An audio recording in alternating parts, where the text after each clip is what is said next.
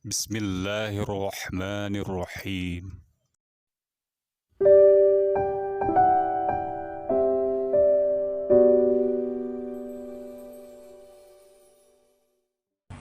Kaum muslimin, muslimat di mana saja berada yang dapat menyaksikan video ini, yang semoga kita semua senantiasa dirahmati oleh Allah, senantiasa kita bersyukur kepada Allah dengan mengucapkan alhamdulillahirabbil alamin. Kita kembali dipertemukan Allah masih dalam suasana Ramadan. Mudah-mudahan puasa kita pada tahun ini diberkahi oleh Allah, diterima Allah, dan membuat kita menjadi orang-orang yang bertakwa kepada Allah. Bersolawat kita kepada Rasulullah sallallahu alaihi wasallam dengan ucapan Allahumma shalli ala Muhammad wa ala alihi washabbihi wasallim. Semoga dengan banyak bersolawat Allah nantinya akan memberikan izin kepada Rasulullah untuk memberikan kita syafaat di yaumil akhir kelak. Dalam sebuah hadis sahih yang cukup panjang, yaitu yang diriwayatkan Muslim dalam kitab Al-Fitan, hadis nomor 2942, Ibnu Buraidah dan Amir bin Syurahbil Asy'abi, kabilah Hamdan, dia pernah bertanya kepada Fatimah binti Qais. Fatimah binti Qais ini adalah saudara perempuan Ad-Dahhak bin Qais, dan dia ini termasuk perempuan yang pertama berhijrah. Amir berkata kepada Fatimah bin Qais, "Wahai Fatimah, sampaikanlah kepadaku suatu hadis yang engkau dengar daripada Rasulullah SAW yang tidak engkau sandarkan kepada siapapun selain beliau. Hadis yang betul-betul kau dengar dari Rasulullah SAW." Kemudian apa kata Fatimah binti Qais? "Tentu, jika engkau mau akan aku sampaikan." Fatimah kemudian berkata, dia ceritakan dari awal ini, "Aku ini menikah dengan Ibnu Al-Mughirah. Dia termasuk pemuda pilihan kaum Quraisy kala itu." Jadi Fatimah ini menjelaskan bahwa suaminya di kalangan orang yang terpandang di kalangan orang Quraisy. Sekalipun dia orang yang terpandang dan dia ternyata ikut berperang, kemudian terbunuh pada permulaan jihad bersama Rasulullah SAW. Jadi para sahabat ini, sekalipun mereka orang kaya, orang terpandang, ketika Islam memanggil, jiwa dan raga mereka serahkan kepada Islam ini. Kalau orang kan biasa kalau dia udah kaya, udahlah aku bantu harta, jadi aku nggak ikut lagi. Nah kita pun kadang memaklumi situasi itu. Tapi kalau sahabat, mereka tidak mau. Jiwa dan raga mereka serahkan untuk Islam ini. Kemudian aku menjadi janda. Setelah kematian suaminya, dia menjanda. Datanglah Abdurrahman bin Auf, salah seorang sahabat Rasulullah SAW. Dia ingin melamar Fatimah binti Qais, tapi bukan untuk dirinya, untuk sahabat yang lain. Sementara itu, ternyata Rasulullah juga melamar Fatimah binti Qais untuk Usamah bin Zaid. Nah, jadi sahabat Abdurrahman bin Auf tahu bahwa Rasulullah melamar juga untuk Usamah bin Zaid, maka Abdurrahman bin Auf mundur. Apa kata Rasulullah SAW kepada Fatimah binti Qais? "Barang siapa yang mencintaiku, maka hendaklah dia mencintai Usamah." Artinya Rasulullah sangat sayang kepada Usamah bin Zaid ini. Dan mendengar itu, Fatimah binti Qais sama sekali tidak menolaknya. Apa kata Fatimah binti Qais? "Urusanku di tanganmu ya Rasulullah, terserah engkau mau nikahkan aku kepada siapa saja yang engkau suka." Nah begitulah seorang sahabiah menyerahkan urusannya kepada Rasulullah. Terserah Rasulullah, nikahkan aku dengan siapa saja. Nah, jadi kalau rekomendasi Rasulullah, terserah siapa saja. Nah ini juga ada di beberapa riwayat yang lain. Apa kata Rasulullah? "Kalau begitu Fatimah, pindahlah engkau ke rumah Ummu Syarik." Nah, Ummu Syarik ini seorang perempuan kaya dari kalangan Ansor. Dia banyak memberi sumbangan di jalan Allah. Cuman di rumahnya ini ramai tamu. Kata Fatimah, "Baik ya Rasulullah." Habis itu terpikir oleh Rasulullah, Jangan engkau lakukan Fatimah, karena di rumah Ummu Syaraik banyak tamu. Nanti pasti ada tudungmu jatuh, bajumu tersingkap sehingga menampakkan kedua betismu, sehingga kaum laki-laki melihat auratmu. Jadi betis itu pun juga aurat bagi perempuan. Nah inilah kalau orang Islam, perempuan muslimah, dia ikuti apa yang dikatakan Rasulullah ini, insya Allah dia akan selamat. Karena apa? Kalau kita ibaratnya sebuah permen, kalau permen yang udah terbuka, orang tidak mau mengambilnya. Tapi yang dipilih orang adalah permen yang tertutup. Orang banyak mengatakan, waduh panas itu, sulit itu. Tetapi di sana ada hikmah yang besar, yang membuat paling tidak seorang muslimah itu, dia terfikir, pakaian aku seperti ini, aku tidak boleh bersikap seperti ini. Tapi pernah di daerah Manhattan, perempuan yang berhijab jalan, padahal di situ berandalnya sangat berbahaya, tapi memang mereka segan untuk mengganggunya kalau orang berhijab secara syar'i. Kemudian dicoba sosial eksperimen, perempuan seksi jalan. Hanya butuh waktu beberapa menit, 7 menit aja udah hampir diperkosa sama orang. Nah jadi ini salah satu fungsi kita menutup aurat walaupun panas. Nah jadi sangat bodoh kalau ada laki-laki yang dia menginginkan istrinya perempuan yang seksi. Nah, ini sebenarnya aneh gitu. Dia senang istrinya dilihat oleh orang lain. Nah, sementara Islam sangat menjaga betis saja jangan sampai terlihat. Kalau begitu Fatimah, pindah saja kau ke rumah Abdullah bin Amr bin Umi Maktum, seorang laki-laki dari Bani Fir. Setelah masa iddah Fatimah binti Qais ini berakhir, jadi setelah dia di rumah selama masa iddahnya, dia terdengar ada seorang sahabat Rasulullah SAW menyuruhkan mendirikan sholat berjamaah. Maka Fatimah binti Qais pergi ke masjid dan sholat bersama Rasulullah SAW. Apa kata dia? Aku berada di barisan wanita yang berada tepat di belakang kaum laki-laki. Artinya perempuan tidak terlarang, dia mau ke masjid untuk sholat berjamaah. Makanya Rasulullah mengatakan, la tamna'un nisa akumul masjid. Jangan larang perempuan kalau dia mau sholat ke masjid. Sekalipun sholat di rumah dia jauh lebih baik. Artinya di sini tidak terlarang. Maka Fatimah binti Qais masuk ke masjid. Setelah selesai sholat, kata Fatimah binti Qais, Rasulullah duduk di mimbar. Sambil tersenyum beliau berkata, apa kata Rasulullah? Hendaklah setiap orang duduk di tempat sholatnya masing-masing. Jangan ada yang beranjak dulu. Jangan ada yang beranjak dulu.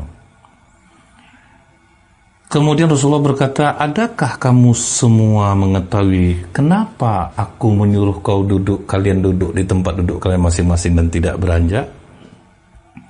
Sahabat serentak menjawab, hanya Allah dan Rasulnya yang lebih mengetahui. Kemudian kata Rasulullah, sesungguhnya aku demi Allah tidaklah mengumpulkan kamu semua melainkan karena ada sesuatu yang akan aku sampaikan. Nah, karena Rasulullah tersenyum berarti bukan berita yang mengerikan, bukan hal yang menakutkan.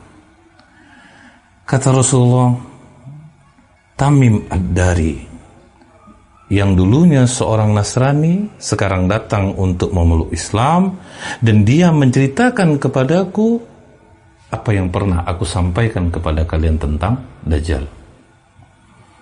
Nah, jadi ini yang disampaikan Rasulullah. Tamim Ad-Dari, orang Nasrani, masuk Islam dikarenakan Tamim Ad-Dari menyampaikan cerita tentang Dajjal kepada Rasulullah, seperti cerita yang pernah disampaikan oleh Rasulullah kepada sahabat. Itu yang membuat sahabat, waduh, sampai Tamim Ad-Dari masuk Islam, ini berarti ceritanya luar biasa ini.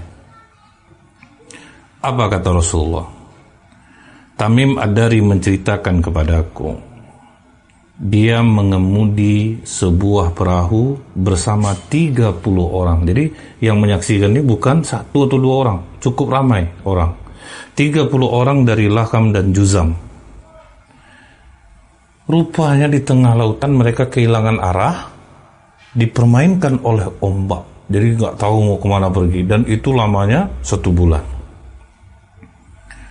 Akhirnya mereka berlabuh menuju suatu pulau di laut, dan sampai di pulau itu waktu terbenam matahari. Jadi mereka sudah nampak sebuah pulau, mereka pergi ke sana, sampai di pulau itu pas waktu terbenam matahari. Mereka pun duduk di pantai di dekat perahu mereka, jadi tidak jauh dari perahu mereka. Nah, mereka putuskan, ayo kita masuk ke pulau ini. Nah, masuk mereka ke pulau. Waktu mereka masuk ke dalam pulau itu, tiba-tiba seekor binatang, kata Tamim Ad-Dari, yang banyak bulunya. Dan mereka tidak bisa membedakan mana depan, mana belakang, saking lebatnya bulu binatang itu. Tiba-tiba Tamim Ad-Dari berani mengatakan, celaka, siapa kau ini? Binatang itu menjawab, aku adalah Al-Jasasah, artinya apa? Mata-mata. Mereka bertanya, mata-mata apa? Dijawab oleh binatang ini, wahai kalian, pergilah kepada orang yang berada dalam gua itu. Rupanya pulau itu ada sebuah gua, karena dia merindukan berita dari kalian. Tambah penasaran Tamim Ad-Dari. Dan dia menyebutkan nama seseorang, kami meninggalkannya, karena kami takut kepadanya, karena kami kira dia pasti ini setan ini. Jadi takut melihat binatang dengan bulu yang sangat lebat, yang tidak tahu mana depan dan belakangnya. Nah, Tamim Ad-Dari pergi ke tempat yang ditunjukkan oleh binatang ini. Kami berangkat sampai kami memasuki gua. Nah, di dalam gua itu ada seorang manusia yang pernah kami lihat. Dia dalam keadaan diikat dengan rantai yang kuat, kedua tangan dan lehernya disatukan. Jadi diikat gini, disatukan. Lutut hingga kedua mata kakinya diikat dengan besi. Nah, jadi cukup kuat ikatannya. Kemudian kami berkata kepada orang ini, kamu ini siapa? Dikatakan oleh orang ini, kalian sebetulnya telah mengetahui tentang aku. Ini aku beritahukan kepada kalian. Tapi aku bertanya dulu, siapa kalian ini? Maka Tamim Ad-Dari mengatakan, kami adalah manusia dari bangsa Arab. Kami menaiki perahu lalu dihentam gelombang laut besar dan ombak mempermainkan kami selama 1 bulan. Dan kami berlabuh di pulau ini. Kami duduk tadi di tepi pantai, kami masuk ke dalam pulau ini. Kami didatangi oleh seekor binatang yang berbulu sangat lebat. Kami tidak mengetahui yang mana depan dan mana belakang. Kami bertanya siapa dia. Dia menjawab, dia adalah Al-Jasasah, mata-mata. Kami bertanya, mata-mata apa? Dia tidak menjawabnya. Dia cuma mengatakan, pergilah kalian kepada orang yang berada dalam gua itu, karena orang dalam gua itu sangat merindukan berita dari kalian. Makanya kami datang kemari, karena kami takut melihatnya. Setelah itu orang yang diikat tadi bertanya kepada Tamim Ad-Dari, ceritakan kepadaku tentang kurma baisan. Kurma baisan ini yaitu tumbuh di sekitar utara Yerusalem. Kemudian ditanya oleh Tamim Ad-Dari, tentang apa yang kau mau tahu tentang kurma baisan? Aku ingin bertanya, kurma itu masih berbuah enggak? Kata Tamim Ad-Dari, ya, pohon kurma itu masih berbuah, cuman sekarang sudah mulai agak kering lah, tidak seperti biasanya. Kemudian dia katakan lagi, bagaimana tentang danau Tiberias? Tentang apa yang kau mau kami sampaikan tentang danau Tiberias? Masih banyak enggak airnya? Nah, jadi kalau danau Tiberias ini terletak dekat Jericho, sekitar 2,5 jam dari Yerusalem, 178 km. Jadi kalau pejabat Israel itu sering ke Danau Tiberias. Kata Tamim Ad-Dari, airnya memang sudah hampir habis. Nah, terbukti sekarang Danau Tiberias airnya sudah semakin sedikit. Ceritakan kepadaku tentang mata air Zukar. Masih di sekitar sana juga tuh. Apa yang kau mau tahu? Apakah mata air itu masih memancarkan air? Kata Tamim Ad-Dari, ya masih. Penduduknya masih bercocok tanam menggunakan airnya. Jadi setelah 3 dia tanya tentang kurma Baizan, tentang air di Danau Tiberias, setelah itu tentang mata air Zukran, baru dia tanya tentang Nabi yang diutus kepada orang-orang buta huruf, apa yang dilakukannya. Jadi maksudnya Rasulullah SAW ini kan ummi, tidak pandai tulis baca, sehingga pengikut Rasulullah ini banyak hanya dari kalangan orang-orang biasa awalnya. Kalau pembesar-pembesar kan nggak mau nerima Rasulullah, dia aja nggak pandai tulis baca. Nah syukurnya mereka akhirnya mengakui bahwa Al-Quran ini bukan buatan Rasulullah, karena Rasulullah tidak pandai tulis baca. Itu yang membuat orang-orang Quraisy itu jadi merasa sebetulnya mereka mengakui, tapi karena keegoan mereka tidak pantas rasanya Muhammad ini yang diutus, sehingga mereka menolaknya. Orang itu bertanya kepada Tamim Ad-Dari dan kawan-kawan tentang Rasulullah. Dikatakan oleh Tamim Ad-Dari, dia telah keluar dari Mekah menuju Yasrib, Madinah. Adakah orang-orang Arab memeranginya? Kata Tamim Ad-Dari, ya. Kemudian bagaimana cara Rasul itu melayani mereka?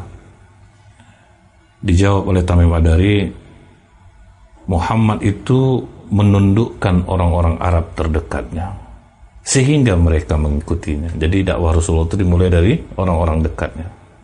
Benarkah begitu? Kata orang yang dirantai tadi. Ya. Kata orang yang dirantai tadi, sangat baik sebetulnya kalau orang mengikutinya. Nah, dia sendiri mengatakan ini sangat baik kalau orang mengikutinya. Karena sesungguhnya aku ini adalah Dajjal dan aku hampir akan diizinkan keluar. Jadi itu tanda-tandanya tadi. Kedatangan Rasulullah. Rasulullah menundukkan orang-orang dekatnya. Rasulullah adalah Rasul yang buta huruf. Dia tahu padahal dia di dalam pulau itu. Kemudian dia bertanya tentang Danau Tiberias, bagaimana airnya, mata air Zukran, kurma Baizan. Langsung dia katakan, aku ini adalah Dajjal. Aku akan keluar. Nanti aku akan berjalan di muka bumi. Aku tidak melalui suatu kampung, melainkan aku tinggal selama 40 malam, kecuali kota Mekah dan Madinah. Jadi itu yang dia tidak bisa masuk. Kedua kota itu diharamkan atasku. Setiap kali aku mau memasuki salah satu kota Mekah atau Madinah, aku dihadang oleh malaikat yang memegang pedang untuk memenggalku. Di setiap pintu masuk kedua kota itu dijaga oleh para malaikat. Kemudian Fatimah berkata, Rasulullah SAW memukulkan tongkatnya di mimbar. Nah, jadi sebelum melanjutkan ceritanya, Rasulullah sampai di kalimat tadi mengentakkan tongkatnya di mimbar. Wahai para kaum muslimin, ini adalah Madinah. Ini adalah Madinah. Ini adalah Madinah. Jadi Rasulullah meyakinkan sahabat, Madinah tidak akan dimasuki oleh Dajjal. Aku telah menyampaikan kepada kalian. Kemudian kata Rasulullah, aku merasa takjub dengan cerita Tamim Ad-Dari. Sungguh cerita Tamim Ad-Dari itu sesuai dengan apa yang pernah aku sampaikan kepada kalian. Ketahuilah oleh kalian, Dajjal itu berada di lautan Syam atau di lautan Yaman. Nah, jadi Rasulullah mengatakan nih, Dajjal itu di lautan Syam atau di lautan Yaman, bukan dari arah timur. Nah, Rasulullah menunjuk ke arah timur, bukan dari arah timur, bukan dari arah timur, bukan dari arah timur. Jadi ingat tuh, Dajjal dari mana? Lautan Syam, lautan Yaman. Jadi jangan pernah bilang ada orang Indonesia ini Dajjal. Nah, sifatnya mungkin ada. Kalau sifat Dajjal Banyak, nanti akan kita ketahui nanti bagaimana. Setelah itu apa kata Rasulullah? Hati-hatilah kalian, karena Dajjal itu sangat dahsyat fitnahnya. Nah, ini terdapat dalam Sahih Muslim kitab Al-Fitan nomor 2942. Nah, yang berikutnya, apa kata Rasulullah SAW? 3 tahun sebelum keluarnya Dajjal. Nah, ini tandanya nih. Tanda 3 tahun sebelum Dajjal itu keluar, langit akan menahan sepertiga air hujannya. Udah jarang banget turun hujan. Kalau sekarang ini masih normal nih. Sekekeringan apapun, belum akan kurang air, stok air di bumi ini dalam 1 tahun.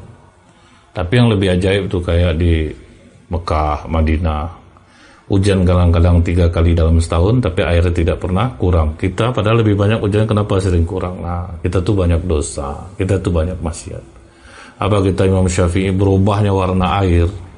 Dulu misalnya seperti air Sungai Siak masih bisa diminum gitu untuk mandi, berubahnya warna air tergantung semakin banyak maksiatnya di atas permukaannya, maka akan berubahlah warna air. Makanya sulit orang sekarang mau dapat air bersih, itu sulit karena dosa semakin banyak.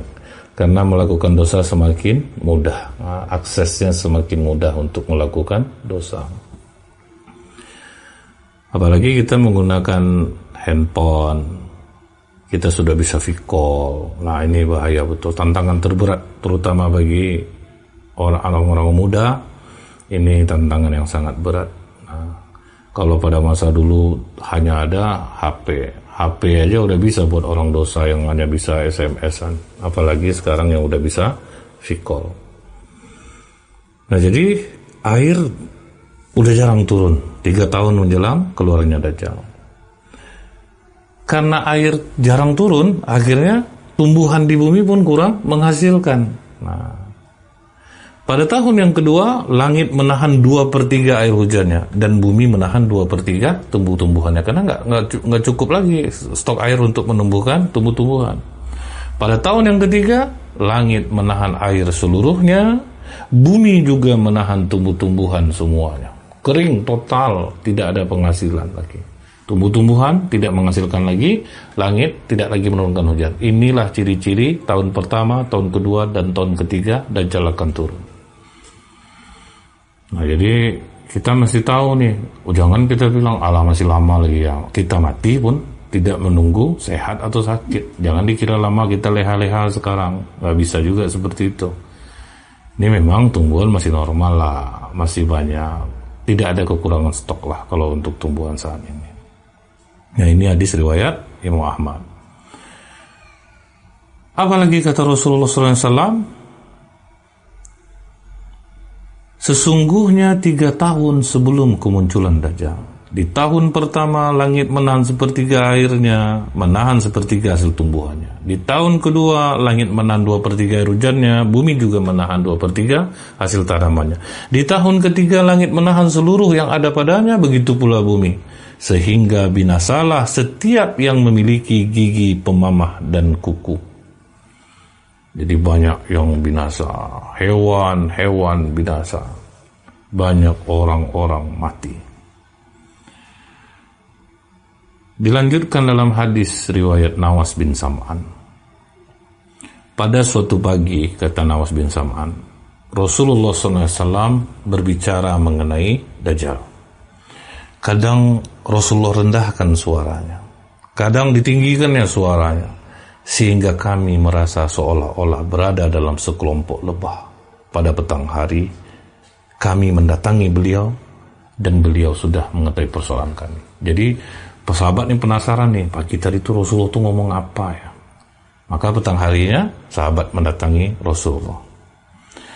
Rasulullah bertanya kepada kami, kata Nawas bin Sam'an, apa kabar kalian?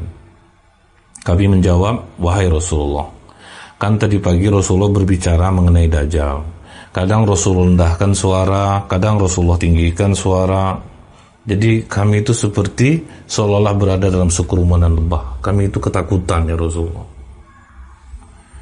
Rasulullah SAW berkata, sebetulnya Nawas, bukan Dajjal yang mengkhawatirkan aku terhadap kalian semua. Jika ia muncul dan aku masih berada di antara kalian, tentu aku akan membela kalian atas Dajjal. Dan jika ia muncul sedangkan aku sudah tidak ada di samping kalian, setiap manusia akan menjadi pembela atas dirinya sendiri. Dan Allah akan menggantikanku menjadi pembela di atas setiap orang muslim. Jadi kalau Dajjal udah turun, kita bela diri masing-masing. Maksudnya itu apa? Jaga keimanan kita. Kalau kalian, aku nggak khawatir, kata Rasulullah. Kalau masih ada aku bela kalian. Nah, kalau aku sudah tidak ada, kalian bela diri kalian. Maksudnya jadilah kalian seorang muslim yang benar-benar muslim. Tidak gampang dipengaruhi. Kemudian dilanjutkan oleh Rasulullah, Dajjal itu adalah seorang pemuda berambut keriting. Jangan pula tengok kawan-kawannya rambut keriting pula, tersinggung lah dan nanti. Jadi ini ciri Dajjal. Ciri-ciri Dajjal, dia berambut keriting, matanya picek.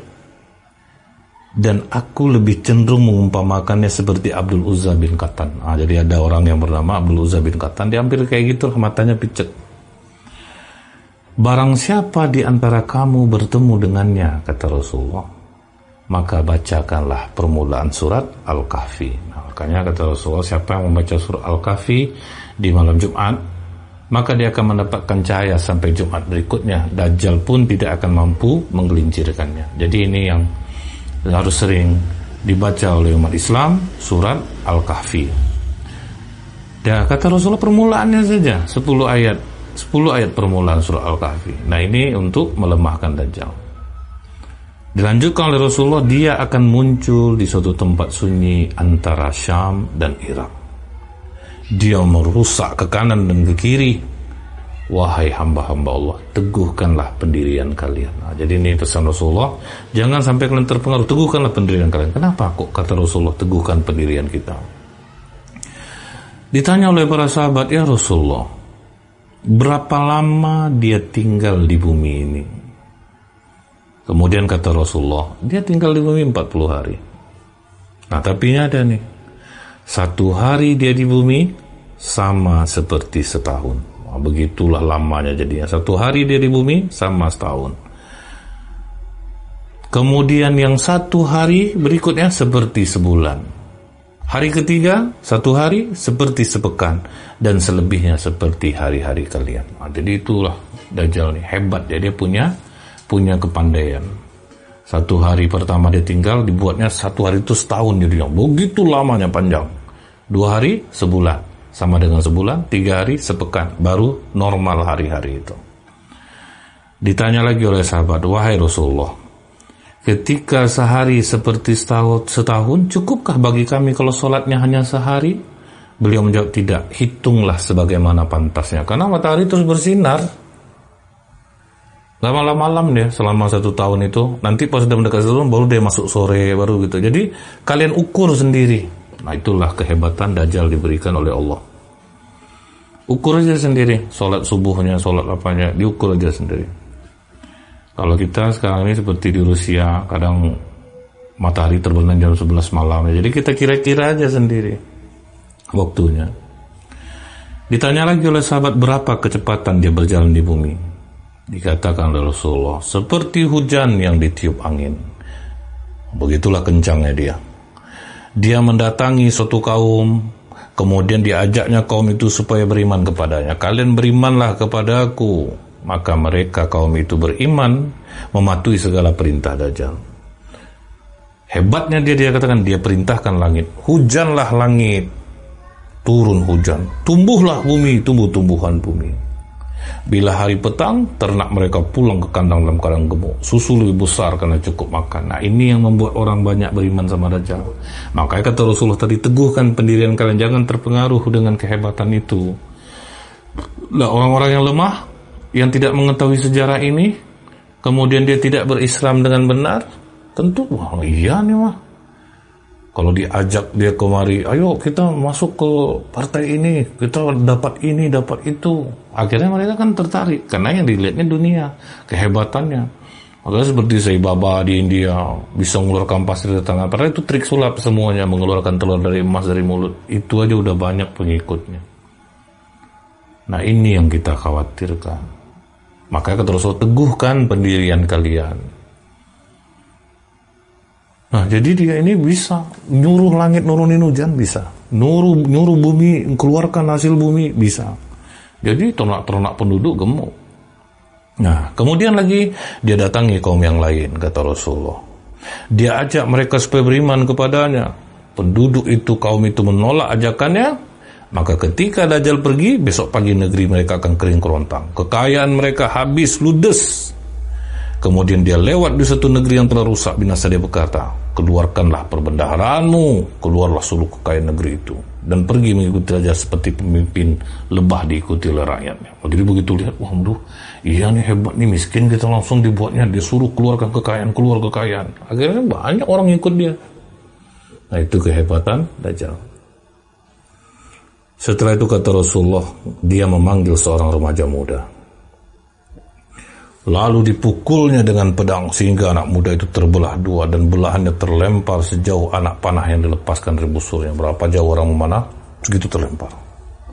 Setelah itu Dajjal panggil tubuh itu, langsung nyatu lagi. Jadi itu kehebatan dia. Tubuh yang terbelah itu kemudian datang seutuhnya dengan wajah yang berseri-seri sambil tertawa. Apa nggak takjub orang? Jadi itu hati-hati nih. Kita kalau andai kata ketemu dengan orang yang seperti ini punya kehebatan, hati-hati, teguhkan pendirian kita, karena dia hebat. Udah dibunuh ya, terlempar sejauh itu, dia panggil datang lagi. Nabi Ibrahim pernah nih disuruh mencincang-cincang burung, diletakkan di tempat yang berbeda-beda, kemudian disuruh Allah panggil. Itu Allah yang menginginkannya. Nah, orang kira, waduh ini hebat Dajjal, udah bunuh orang bisa ngidupin lagi. Nah, Dajjal mulai asik dengan perbuatan-perbuatan yang merusak. Kemudian Allah bangkitkanlah Isa al-Masih ibnu Maryam, Nabi Isa alaihissalam. Allah turunkan dekat menara putih di sebelah timur Damaskus, memakai dua pakaian berwarna, berpegang kepada dua sayap malaikat.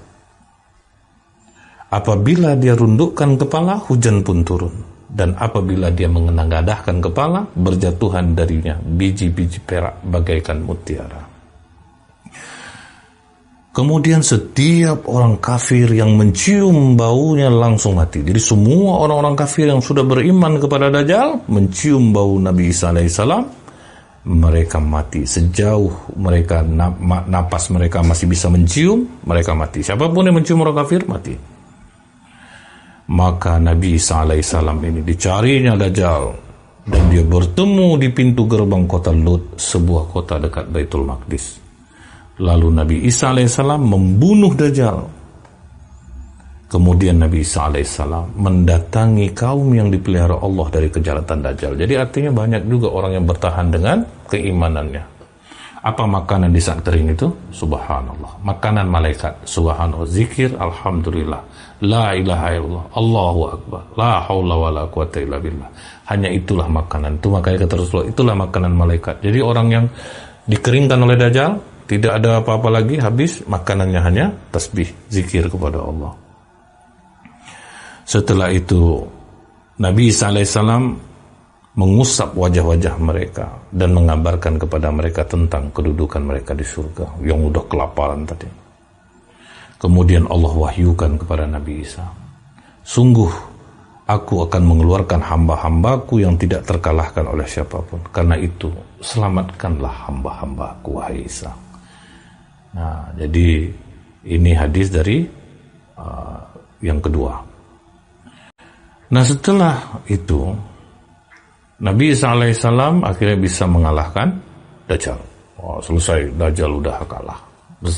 Dia sebetulnya sebelumnya adalah ada Imam Mahdi. Jadi berdua, Imam Mahdi tidak mampu sendirian menghadapi Dajjal. Kemudian diturunkan Allah Nabi Isa alaihissalam. Belum habis sampai di sana. Selesai Dajjal, kemudian datang lagi yang berikutnya, yaitu Yajud dan Ma'jud. Apa kata Rasulullah? Ciri-ciri Yajud dan Ma'jud ini mukanya lebar. Dan ini janganlah lihat kawan-kawan nih, nampak kawan muka lebar, wajah kawan Yajud dan Ma'jud. Nampak kawan yang keriting, tuh keriting, mata agak pipit sebelah, buta sebelah. Ini berarti Dajjal ini, hati-hati juga nih, tersinggung kawan nanti. Kata Rasulullah, muka Ya'juj dan Ma'juj itu lebar, matanya kecil sipit, warnanya putih di rambut atas mereka putih, mata sipit, muka lebar. Kemudian dilanjutkan oleh Rasulullah, bentuk wajah mereka dikatakan mirip perisai. Jadi betul-betul mirip perisai. Orang mengatakan bangsa Mongol, Tartar, Cina. Nah, Rasulullah berbicara tentang Ya'juj dan Ma'juj yang di akhir zaman, bukan yang dikatakan oleh orang. Syekh bin Baz rahimahullah dalam kitab kumpulan fatwanya menuliskan, Ya'juj dan Ma'juj itu akan muncul di akhir zaman. Nah, jadi dia muncul di akhir zaman, kata Syekh bin Baz. Yaitu setelah keluarnya Dajjal dan turunnya Nabi Isa alaihissalam. Nah, baru keluar Ya'juj dan Ma'juj ini. Kemudian dilanjutkan oleh Syekh, jumlah Ya'juj dan Ma'juj itu tergolong sangat besar, sehingga mereka turun dari tempat persembunyiannya seakan terlihat seperti air bah yang mengalir. Begitulah besok dia turun dari tempat persembunyiannya itu. Diriwayatkan oleh Imam Bukhari, disyaratkan bahwa populasi manusia bisa dibanding Ya'juj dan Ma'juj itu 1:999. Begitulah banyaknya, lebih banyak jumlah mereka daripada kita. Kita 999 orang Ya'juj dan Ma'juj. Gimana mau mengalahkannya? Rasulullah SAW di dalam sebuah hadis mengatakan, Allah Subhanahu wa Ta'ala berfirman kepada Nabi Adam, wahai Adam. Maka Nabi Adam menjawab, labbaika wa sa'daika wal khairu fi yadaika. Aku sambut panggilanmu dengan senang hati dan kebaikan semuanya di tanganmu ya Allah. Kemudian Allah Subhanahu wa Ta'ala berfirman, wahai Adam, keluarkan pasukan penghuni neraka. Allah Subhanahu wa Ta'ala mengatakan, mereka dari setiap 1000 orang 999 orang di neraka. Jadi di antara 1000 orang kau hanya bisa mengambilnya satu aja, 999 masuk neraka. Kata Rasulullah, maka ketika itu anak kecil menjadi beruban, saking takutnya. 999 orang masuk neraka, satu cuma yang masuk surga. Orang yang hamil melahirkan apa yang dikandungnya, dan kamu akan melihat orang-orang seakan-akan mabuk padahal mereka tidak mabuk karena azab Allah yang sangat keras. Jadi begitulah ketakutannya orang. Nanti Nabi Adam cuma menyelamatkan 999 masuk neraka. Kemudian para sahabat bertanya, ya Rasulullah, siapa yang satu itu? Rasulullah menjawab, bergembiralah kalian, sesungguhnya penghuni neraka itu dari kalian 1, dan dari Ya'juj dan Ma'juj 1000. Jadi yang 1 masuk surga itu ya kita, yang 999 orang Ya'juj dan Ma'juj. Itulah perbandingan 1:999. Ini terdapat dalam hadis Bukhari dengan juga di Fathul Bari juz 6 halaman 382. Allah mengeluarkan Ya'juj dan Ma'juj dari tempat persembunyiannya. Mereka segera turun dengan cepat dari bukit-bukit yang tinggi. Selanjutnya, gerombolan atau barisan pertama dari mereka melewati danau Tiberias, dan kemudian habis semua diminumnya. Mereka sangat banyak turun, habis danau Tiberias itu. Ini tanda-tanda akhir zaman. Habis semua diminumnya. Nah, ini terdapat dalam hadis riwayat Muslim nomor 2937. Nah, apa kata Allah dalam surah Al-Anbiya ayat 96? Hatta idza futihat Ya'juj wa Ma'juj wa hum min kulli hadabi yansilun. Hingga apabila tembok Ya'juj dan Ma'juj dibukakan dan mereka turun dengan cepat dari seluruh tempat yang tinggi. Sekarang ini ada berbagai macam nih, kenapa ada kata di Georgia, letak itu masalah ada tembaga, ada dengar orang memukul-mukul di dalam. Ya Allahu a'lam bishawab. Kemudian dalam surah Al-Anbiya ayat 97, apa kata Allah, dan apabila janji yang benar hari berbangkit telah dekat, maka tiba-tiba orang kafir nanti akan terbelalak. Mereka berkata, alangkah celakanya kami benar-benar lengah tentang ini, bahkan kami benar-benar zalim. Nah, ini untungnya kita yang mengimani ini. Jadi besok kalau misalnya ketemu kita dengan peristiwa ini, kita sudah kuat hati, sudah tahu ini bakal terjadi. Begitu lepas dari persembunyiannya, itu artinya semakin dekatnya hari kiamat. Tidak ada yang mampu melawan Ya'juj dan Ma'juj, termasuk Imam Mahdi, termasuk Nabi Isa alaihissalam. Maka Nabi Isa alaihissalam mengajak orang-orang muslim yang menyelamatkan diri naik ke atas bukit Kemudian mereka berdoa kepada Allah. Jadi dengan doa, jadi makanya jangan pernah meremehkan kekuatan doa. Saya alhamdulillah banyak mendapatkan doa dari para jamaah yang komen di sini di channel saya. Saya berterima kasih sekali atas doa-doa itu. Itu sangat berarti buat saya. Karena kami ini butuh didoakan agar kami istiqomah, agar kami tidak sombong. Cuman karena HP kadang tidak saya yang memegangnya, kemudian mungkin WA yang lama dibalas, Instagram yang lama saya balas, mohon maaf karena memang kadang kita lebih banyak untuk fokus dulu di bulan Ramadan ini. Jadi para yang dipimpin oleh Imam Mahdi, Nabi SAW, mereka berdoa kepada Allah, kemudian Allah akhirnya mengirim sejenis ulat untuk menyerang leher mereka sehingga menyebabkan mereka binasa. Mayat-mayat mereka lantas bergelimpangan dan bau busuk menyengat. Untuk membersihkan itu semua, Allah kirim burung-burung sebesar burung onta, kemudian mengangkut mayat-mayat mereka. Setelah itu diturunkan hujan untuk membersihkannya. Nah, inilah akhir dari Dajjal, Ya'juj dan Ma'juj. Nah, setelah itu nanti Nabi Isa alaihissalam meninggal dunia dan disolatkan oleh kaum muslimin. Imam Mahdi memimpin negeri ini, dunia ini 7 atau ada yang mengatakan 8, ada yang 9 tahun, dan semuanya hidup sejahtera. Jadi Allah masih kasih waktu sampai akhirnya nanti terpisahlah orang yang benar-benar masih Islam semasa Imam Mahdi, ada juga yang tetap ingkar kepada Allah. Allah sangat sayang kepada kaum muslimin. Allah kirimkan angin yang sejuk melewati ketiak-ketiak orang muslim, orang-orang yang beriman, semua dimatikan oleh Allah. Tinggallah orang-orang kafir nanti yang akan merasakan kiamat. Jadi insya Allah orang-orang muslim tidak akan merasakan bagaimana dahsyatnya kiamat, karena sebelum itu Allah matikan mereka dulu semua, dan yang tinggal hanya orang-orang yang ingkar kepada Allah. Namun demikian, jangan kita lengah. Kuatkanlah iman kita kepada Allah. Begitu sayang Allah sama kita, begitu Allah kasih kesempatan, buka hati kita. Memang untuk kadang menjemput hidayah ini butuh untuk dipaksakan, tetapi nanti lama-lama akan menjadi suatu biasa dan menjadi suatu kelezatan. Subhanakallahumma bihamdika asyhadu an la ilaha illa anta astaghfiruka wa atubu ilaik. Assalamualaikum.